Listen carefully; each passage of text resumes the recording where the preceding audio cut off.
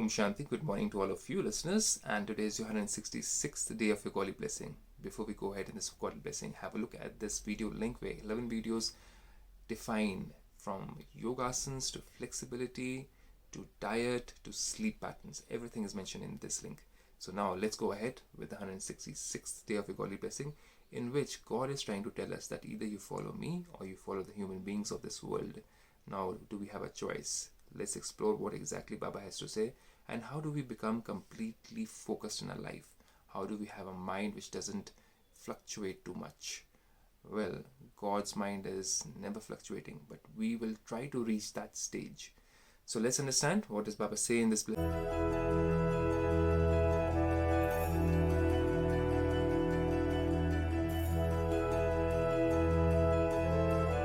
Baba says, may you be an elevated effort maker who makes your stage constant. Constant means, like yesterday we understood, that how do we become completely cheerful forever, and forever is something which we think as the most difficult thing to do, but God says it is possible over a period of time once you start working on it.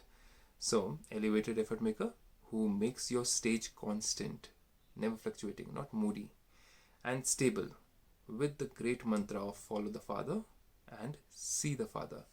Follow the Father in his footsteps, the actions, the karmas which he has done, the thinking, and see Father. That means only look at Father, don't look at anybody else. So, why so? We'll understand that. Let's go into the explanation. Baba says, constantly keep in front of you the mantra, see Father and follow the Father. And continue to move along in the ascending stage. Ascending stage of what?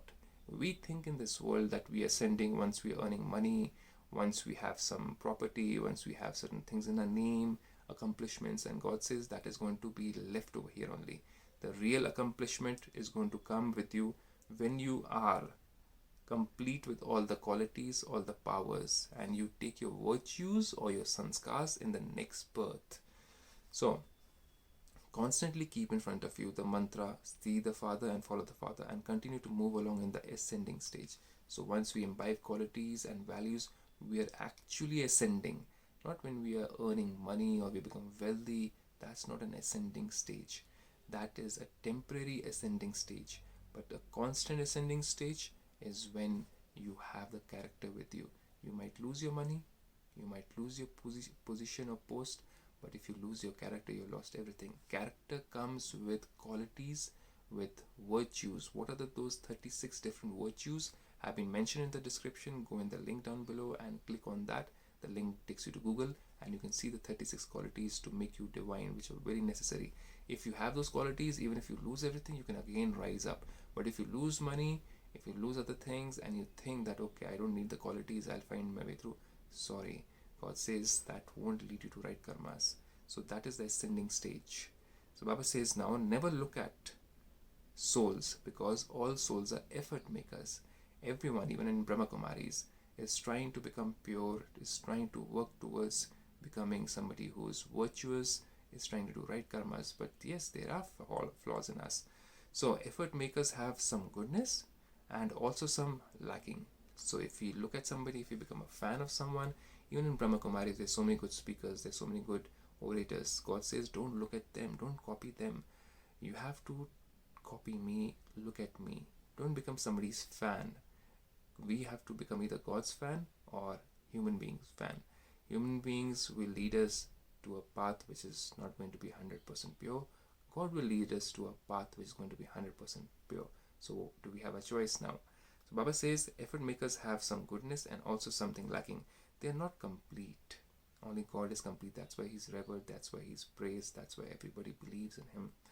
Now, believing in God and knowing God are two different aspects. You can believe in science, but you might not know science.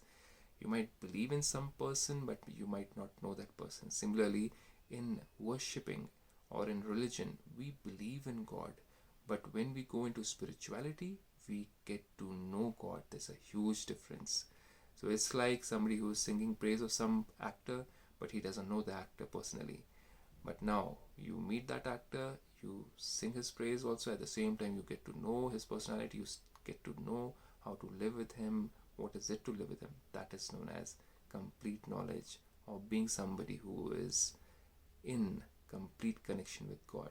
So God says that therefore follow the Father, not a brother or sister. When you follow brothers and sisters, you might get impressed by them, you might get attracted to them, and again you have an attachment. So lust, greed, anger, ego, attachment. Now that attachment part comes over here. We become a fan of somebody or a person, and God says, I have come down on earth to get you liberated from those attachments. Because in the end, if you think about that person, where will you take birth? Heaven or hell? Well, if you think about a person who is in hell right now, you'll take birth in hell. So God says, think about me. Don't think about other souls or have any attachments with other souls. Don't get impressed by them, or don't try to put them down, or don't try to be attracted to them. Be attracted to God and understand that only He can be the right or the true Guru who can guide us towards liberation.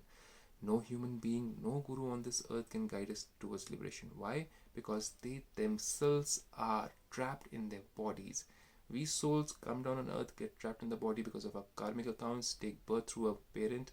But God is somebody who's never trapped, and somebody who's never trapped, who's I believe above, is the one who can take us out.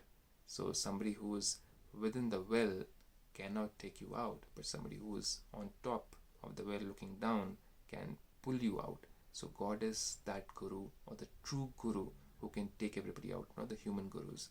So God says, therefore follow the Father, not a brother or sister. That's why all the gurus, all the pundits, and everybody, they are also our brothers and sisters. Yes, they might be having the knowledge, but God says they cannot guide you, they cannot take you towards liberation. Only I come down and take everybody into liberation.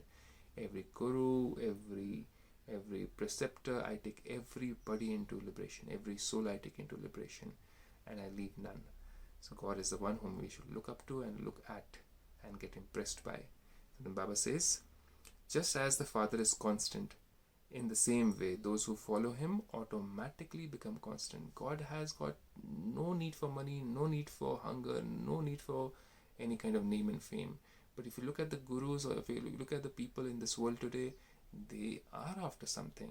So God says there's a difference between me and them. They are looking for liberation from those attractions, or those desires, or those wants, or becoming better than the other person is also a desire or a want, or having more followers than the other person is also a desire and a want. God says, I don't need any followers. I already am the anointed one. I don't need anybody to be impressed by me.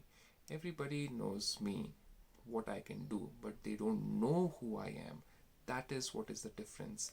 So God says that Father is constant. Why is He constant? Because He doesn't have any desires like we human beings.